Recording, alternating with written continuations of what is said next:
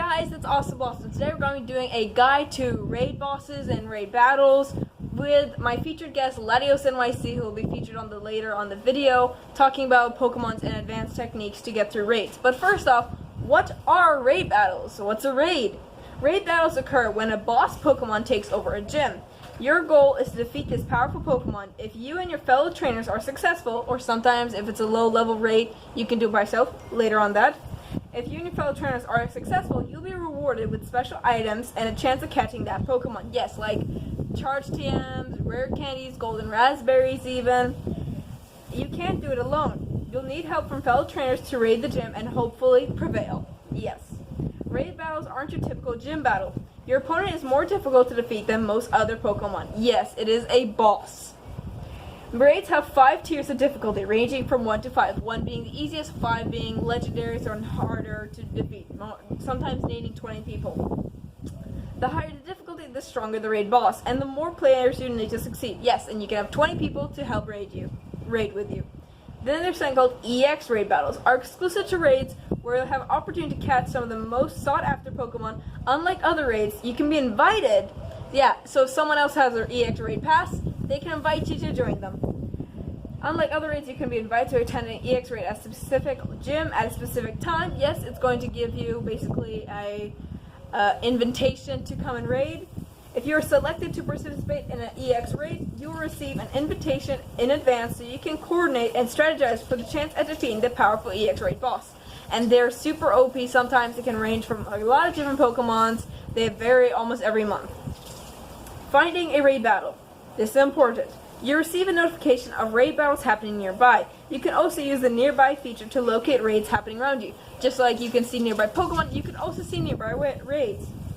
Before the raid begins, a raid egg will appear on the top of the gym. A countdown will display the time until the egg hatches and the battle begins.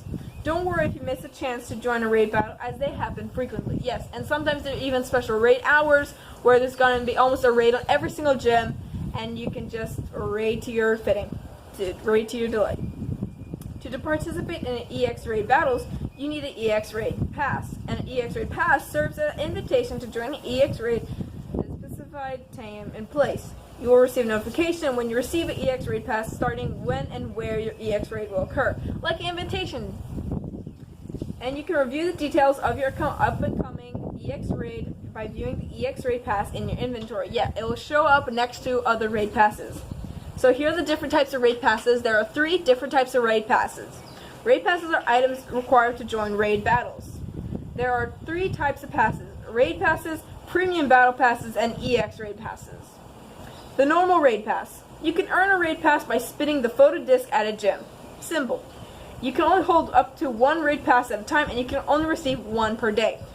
This pass grants to tier 1 to 5 raid battles. And also, if you want, you can actually stack up to, if you haven't done your previous raid day, then you can actually hold up 2. Because you can't hold 2, but if you spin 1 again, you're going to get this second one. Does it make sense? You can stack them kind of. Then you have premium battle passes, which are green, gray color. If you've already used your raid pass, you can participate in another raid battle by purchasing a premium battle pass from the shop. Unlike the raid pass, you can hold more than 1 premium raid pass. Yes, you can stack up and have hundreds of them if you have enough inventory space. Like the raid pass, the premium battle pass also grants access to tier 1 to 5 raid battles. The premium battle pass also can be used to unlock premium rewards in Go Battle League. Yeah, that's very important. We'll get to that later for the PvP guide. But yeah, and also, don't worry, there's nothing really special. If you have your daily pass, you don't need to buy a premium pass unless you want to do like a raid hour or something like that. You won't get any like special bonuses if you use one. Like I thought I would when I started Pokemon Go. I thought I would. No, it's just gonna be normal Pokemons. Then you have the EX Raid Pass. This pass grants you access to EX Raid. This pass can only be used at a specific gym at a specific time. To receive an EX Raid Pass, you must have successfully completed a raid recently by defeating a raid boss at a gym where EX raids can be taken place. To increase your chance of receiving an EX Raid Pass, join more raid battles. Yeah, simply just go raiding more often. You'll find gyms that have EX raid on the top corner of the gym, and they'll say that they can give you an EX raid pass. Try completing raids at a variety of different gyms. Yes, just go around and explore if you can, or if you're stuck in quarantine. See what you can do with the raid from home feature.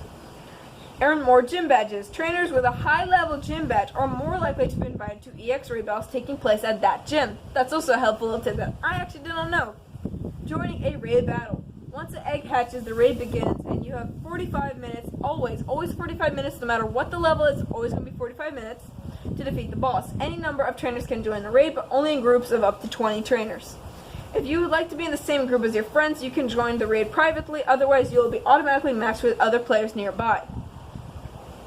So simply enter the gym, tap a gym while a raid is in progress, join the battle, use a raid pass, pick your Pokemon, and begin the battle. Once battling the raid, there are 3 different ways that you can attack: fast attack, charge attack, and dodge. After defeating the raid boss, if you're not able to defeat the raid boss in battle, you may rejoin the raid and battle again. You won't need to use another raid pass to rejoin. Your pass will grant you access to the battle for the duration of the raid. If your fellow trainers are successful in defeating the raid boss, you'll earn special items and a chance of catching the Pokemon. Special items may include golden raspberries, fast and charged TMs, and rare candy. You'll also receive a number of premier balls for catching the raid boss. So once you've defeated the boss, you won't be able to interact with the gym until the raid has been completed. After the raid battle has completed, the gym is restored to a state before the raid, which is just a normal gym. Any Pokemon previously assigned to the gym will return to the defended location. Okay, so that's pretty much all the facts about the raid. Let's go out and find one real quick. See ya! Okay, so we just found a local raid. It's a Victoria, and it's level 3, as you can see by the little monster faces on the top of the screen. You see those 3 little guys? And you can see right here, also the big monster face, and then 3 little ones. That determines the level, so it's a 3. Now we're going to go in. We have 2 minutes left. Mom, get in. Okay, I'm in. Get in. So you see it's a Victoria, and just simply have to click the battle. Put in your raid pass. Now I have a normal raid pass, but you can have premium also. That works. I think what's important also about this specific gym Yes. is that it's an X-raid gym. Yes. So X-raids, you get a special X-raid pass, and it will tell you a date and time to go back to this gym to fight a EX raid boss. Now they swap all the time. The EX raid bosses change, so it could be literally almost anything. Legendaries, mythical, not mythicals, but only legendaries, right? Or just normal Pokemon too. And then you have just a simple raid map. And now look, there's the timer that tells you how long it's going to be till you start fighting. And then they have items. So if you have a Pokemon that's dead and you want to revive it, or you want to put on a lucky egg, let's say you're doing an EX raid, which gives you a lot of XP, put on a lucky egg, then you can. And it gives you access to almost all of your items that you can use to your Pokemon. You can also see the other trainers around you. They're going to have this kind of glow thing around them, and you can click on them to see their deets, like how many battles have they won, their distance walks and Pokemon caught. You can see what rate it is. Yes, it also shows that we're friends in the little buddy handshake thing. And you can also change your Pokemon. Now this is the recommended battle party. And you can make special battle parties. Let's say you have a Pokemon that's going to be in raids, you want to fight it. That simply, you just have to change it. Now, I don't have that good raid Pokemon, but I just simply can go by what type you like. You can search. I will, part of my Pokemon Go guide, I will show you searching mechanics to find good Pokemon. Simply like that. And now we can wait the 28 minutes. And you can have up to 20 people in a raid lobby. This is what it is, kind of a lobby thing. And 20 people, it goes from level 1 to level 5, right? EX raids are level 5, and they're super difficult to beat. And level 1 is the easiest. Like, you can just go with one person, easily take it on by yourself. Now we're going to show how you can fight with this. So, 3, 2, 1, let's go. My first will be my buddy, and okay. I will kill him probably instantly. Oh no. I just need it too. So, you see, in like PvP, like PvP, you do have your 2 charge attacks if you have unlocked 2 of them. You can also have the option of dodging. You see my Venusaur, how it's jumping. It's actually dodging, but when you dodge, you won't be doing any attack damage to your ball. I just simply tap on it. And unlike PvP, though, you don't have to do a minigame to discharge your charge attack. You just keep going. How are you doing, Mom? Okay, now my... Also, the timer... Okay. So now your timer on the top tells you how much time you have to finish the raid. If you do not finish the raid or kill the boss Pokemon in that time, you will lose the raid and you will not get any rewards from it. You can re-enter if the time is left. Yes. If all your Pokemon die, you can re-enter. Yeah. You can regroup. Yeah. And you don't waste another raid pass Yeah, for it. so it's very important that you have a stack of Pokemon. For as long as the raid is going on. So Yeah, and make sure you keep getting out. And there also are little messaging things happening on the side, like my AE, use Leaf Blade and stuff like that. Those means it's super effective sometimes. They'll tell you it's not effective as once. See that super effective just popped up on the Victorian? That means my attack is super effective. Now I'll finish off. Currently we're using the Latios. Now this is a level 3 and already is pretty difficult, I would say. 2 people could take it. 2 people could take it once you start getting to level 4s and 5s. That's when I you're can gonna do get 4 by myself. Yeah. Like the Marowak. There we go, we killed it and you'll see that it has this effect on it. It's dead now. And now we're gonna go to You Win and you can get a bunch of items from this, rare candies, Different. charge TM. Participant gets something. Yes, every participant. And you also get a bunch of XP. I got 4K. And also, for the boss defeated, you'll get 6. For the damage, you'll get 3 plus Premier Balls. And for best friend, like I am with my mom, you'll get 4 extra Premier Balls, which means you have 4 more chances to catch a Pokemon. And also contribution by team. We were both Mystics, so we got 3 plus Premier Balls. So we have 16 Premier Balls. Let's see how it's looking. And also, for some Pokemon, you can get them shiny from raids. It's a really cool thing that you can do. I suggest using Nana Berries, as it significantly lowers the attack or things that it does. Like, look, if I throw it right now, you can get nice, excellent. I'm not good at curveballs, so More docile. yeah, it makes it more docile. Yeah, that's a good word. Oof, we didn't catch on that time. People say Very jumpy Pokemon. it is. It's a very good one. I don't know, what's your CP? Also, the CP variants go for all accounts. And mine is 1750. Oh. Wow. Okay, so let's just catch this one. So I have 16 extra points. I'm doing so And if you have a friend who's good at curveballs, like my mom, she can probably do your curveball throws for you. Yeah. Because I suck at throwing balls. There we go, we got it. Yes, gotcha. Okay, so minus 96. Okay, and let me see mine. Not bad, not gonna lie. Okay, so now let's go back to talk about the deets of it. Get the new raid pass. Oh, what? What do you mean? New raid pass. Oh yes, the new raid from home raid I have to pass. walk away from the gym before you Yes. see new raid pass. Always do that. I'm hatching an egg actually. I'm actually hatching an egg, so hold on. Because every time that you raid, you can, sometimes if you haven't spun a gym for that day, no, I exit, you can actually spin any gym after you've done a raid to get a new raid pass. And you can only have one of these every day. So make sure you do your raids. Yeah, I didn't get mine because I used mine previously from the previous day. And this is one that I used, so this was today's raid. We can do 2. Yeah. No, you can't do 2. You can't do 2. It's your previous day and this day. You only get 1 raid pass per day. Yeah, so you can do 2 raids So you can in one technically, day if you save. if you save them. Yeah. Like we did. Okay, so now we're gonna go back to the house. Bye. Okay, so I hope that Vaporeon raid helped you out a little bit. Now, we're going to go to my featured guest, Latios, and see what he can share about his advanced tips and tricks to Pokemon Go and what Pokemon to use. Up to you, Latios.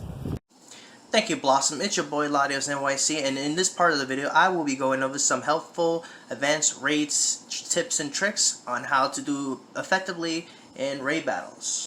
So some of the main things I like to discuss in regards to raids is most important things when it comes to raid battles is the Pokemon you use, as well as setting your battle party ahead of time, as well as doing super effective damage on the raid boss, because especially when it comes to doing super effective damage on the raid boss, it's going to really help you take down the raid boss a little more easier for sure.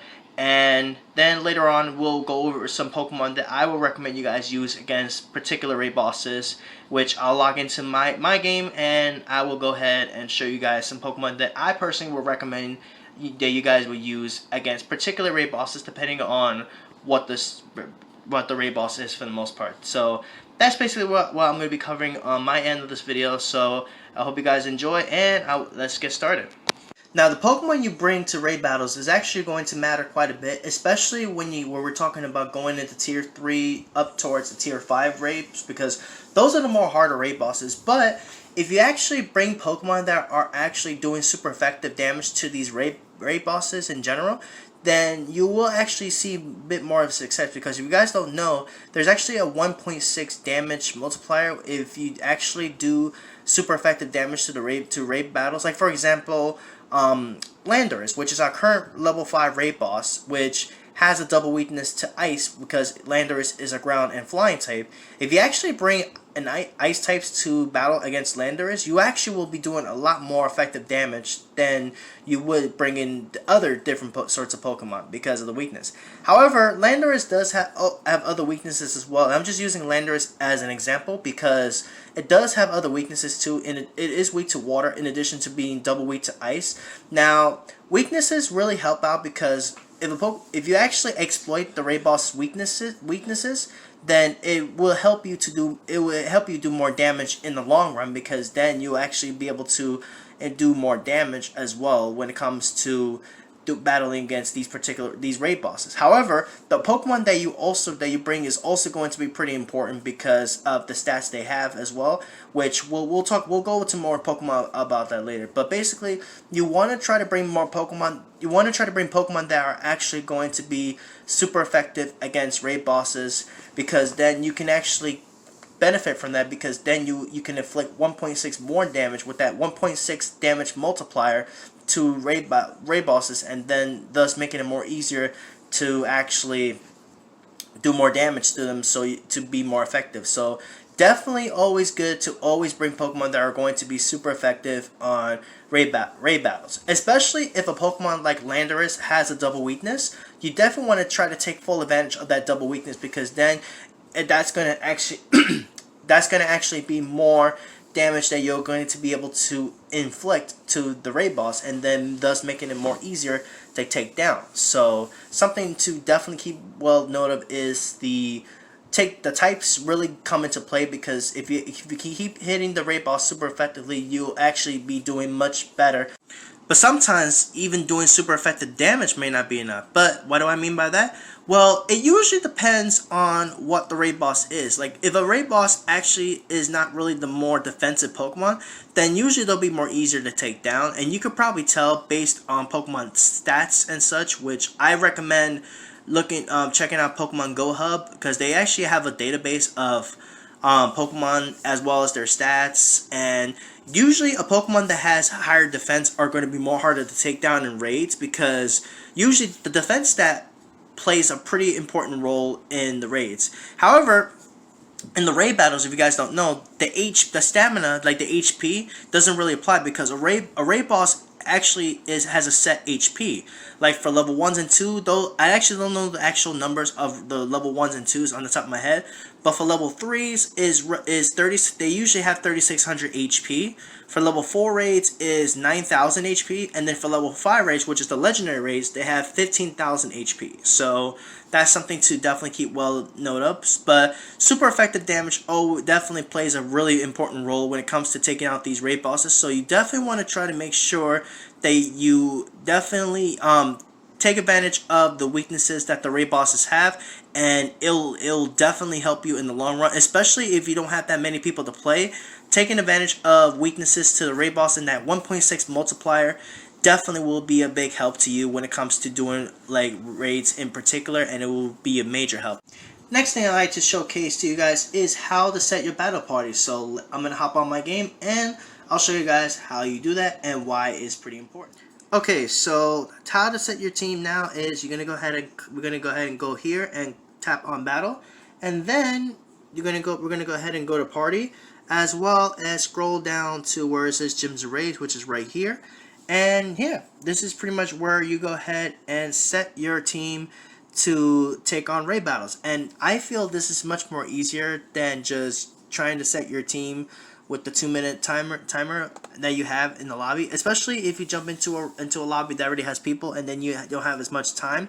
Then what you can always do, and then after you set your team, is just scroll to pretty much the team you want to use and the team you set, and then you can go ahead and go from there. So now what we're gonna do is we're gonna go ahead and I'm gonna give you guys a quick demonstration. So let's say, for example, I want to put a team together against, like, let's say Landorus. So obviously the nickname of the team you use is obviously completely up to you, but I'm just typing in Landorus as just a quick demonstration. Now, Landorus being double E to ice, I definitely want to use Pokemon that are going to take advantage of that ice typing. So usually what I would do is I will go type in ice here, and it will show the Pokemon I have that are ice types, and then I can go ahead and it shows all the Pokemon I have that are going to do, that are ice types that will do ice damage pretty much. So pretty much my Mamoswines here, these are going to be basically what I would use against Landorus, but obviously, you know, this is pretty much how you set your team and how that works there. Now, battle parties are definitely useful because it definitely saves you time and trouble of having to scroll and find the Pokemon you actually want to use.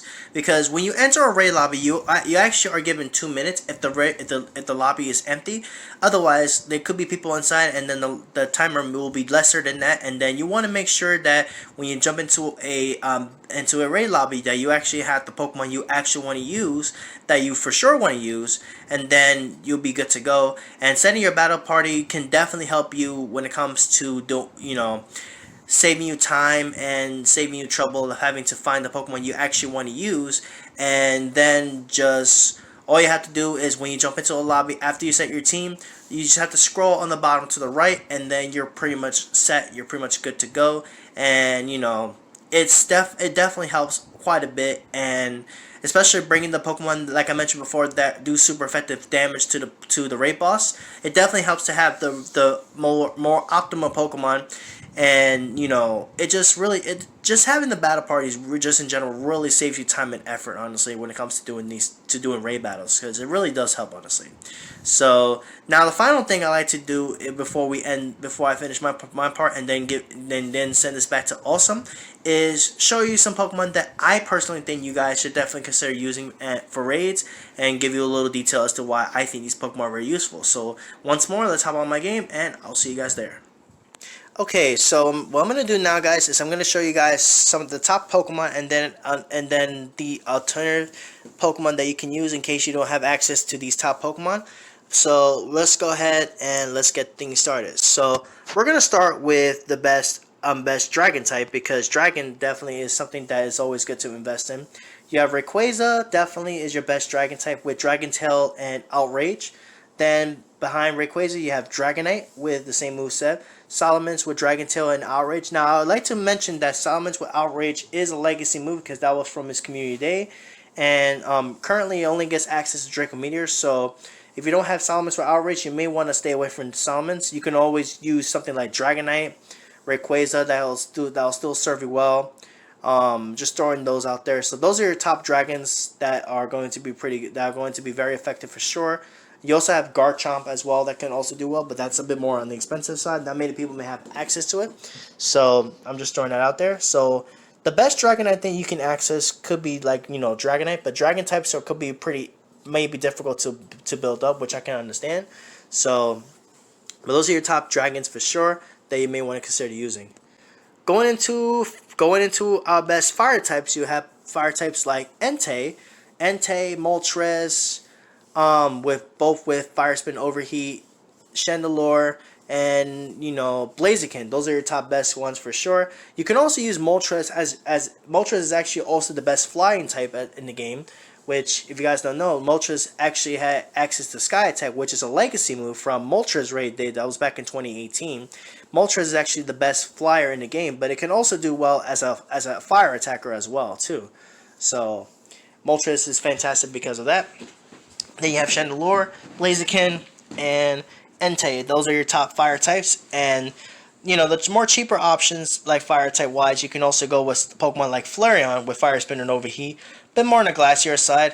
And Blaziken is not bad. It's definitely not as cheap, not as expensive, but you have to try to get one with Blast Burn. You can also go Blaze Kick as well. But if you go with that, you have to run with Fire Spin as a quick move. So just something to keep well note of. Your best water type here is going to, of course, be Kyogre with Waterfall and Surf. Definitely the best water type in the game. Then behind it, you're going to have Pokemon like Kingler with Bubble and Crabhammer right here. So, oop, I clicked Gyarados by mistake. Then you're going to have Kingler with Waterfall. And why do I keep clicking Gyarados? Kingler with Bubble and Crabhammer actually does do just as well as Kyogre, just survives a bit lesser than Kyogre. So just so you guys are well aware on that. And then you have Swampert with Hydro Cannon, which is also a great water type as well. So it's also great for PvP as well, in case you guys don't wonder about that. So those are your top water types. You have Kyogre, you have Kingler, you have Gyarados, which is also pretty good, and then you have, of course, Swampert. Your best electric types are going to be Raikou with Thundershock Wild Charge. You can also go Volt Switch, which Volt Switch did get that energy buff, which more about that another time. Magnezone with Spark and Wild Charge, Electivire with Thundershock and Wild Charge. You can also use Zapdos with Thundershock Wild Charge. But mind you, Zapdos currently does not get access to Thundershock because Thundershock was exclusive to its raid day back in 2018. So it only gets access to Charge Beam, so keep that in mind. So definitely remember that Zapdos currently does not get access to Thundershock. It only has access to Charge Beam. So those are your top best electric type attackers up there. Electivire, Raikou, Magnezone, Zapdos. You can also go Jolteon as well. So those are your best electric types. Going into your best grass types, we have Roserade with Razor Leaf and Grass Knot. And I will say this, that Roserade has definitely served really well as a grass attacker. So definitely something to consider. You also have, Pokemon like Venusaur with Vine Whip and Frenzy Plant. Torterra, you have Sceptile with Frenzy Plant, and then also another grass type which I haven't even worked on myself, which I need to start working on those a bit more, is of course Tangrowth, which Tangrowth actually got a major buff with Grass Knot, which I don't have one. I have to work on that. But Tangrowth now has access to Grass Knot, which actually makes it very good as a grass attacker. So Tangrowth is another Pokemon you definitely want to consider for sure. And then you have Leafeon, which is the more cheaper option, with the Solar Beam, if I'm not mistaken. That's what it recommends, along with Razor Leaf. So, and then you also have Breloom with Grass Knot, which is a legacy move, if you guys have those. So those are some of your best grass types. Going into Psychic types here, you're going to have Mewtwo being at the top of the list with Psychic, with Ice Strike, or Psychic, whichever of those two is fine. And then you can also use Mewtwo as an ice attacker with Ice Beam, and it can also do well. Personally, if you do that, I will run Cycle Cut alongside Ice Beam. Then we got my boy Latios with Zen Headbutt and Psychic, also a great Psychic attacker there. Then we got Metagross with Zen Headbutt and Psychic. Alakazam with Confusion Psychic or Cycle Cut Psychic. However, Psychic is legacy, so keep that in mind. So you definitely want Psychic if you're going to use Alakazam. And then Espeon, a more cheaper investment than those top ones, but it actually still is very good with the Confusion Psychic or Zen Headbutt Psychic. So another great Pokemon there. So top Psychic types you want to consider working on is of course Espeon. You have Metagross, Latios, and of course Mewtwo. For ground types, we got Groudon with Mud Shot and Earthquake. We have Garchomp with Mud Shot and Earthquake, and we have Rhyperior with Mud Slap and Earthquake. We have a lot of Pokemon hidden for some reason, but this is my Rhyperior's there. We have also Excadrill with Mud Slap and Drill Run, and then we also have Rhydon which actually is not a bad ground type attacker either, with Mud Slap and Earthquake, just a bit under Rhyperior, but Rhydon can still do just as well as Rhyperior, just not as well, but definitely still decent. So your best ground attackers for sure is going to be Groudon, Rhyperior, Garchomp, Rhydon, Excadrill, and then you can also use Pokemon like, let's say for example, Flygon, if I can find my Flygon. Landorus, which is actually our current raid boss right now. Landorus is fantastic as well, and then there's Flygon as well. So those are your best ground attackers. For ice types, you definitely want the Mamoswine, which I did go over earlier. Mamoswine with Powder Snow Avalanche is your best ice type for sure. Then we have Weavile with the Ice Shard and Avalanche. You have Glaceon, which is actually a bit more of a cheaper option than those top ones here. I don't know why I clicked Mamoswine. Glaceon here, which actually takes 25 candies to evolve an Eevee into Glaceon, but you need a Glacial Lure.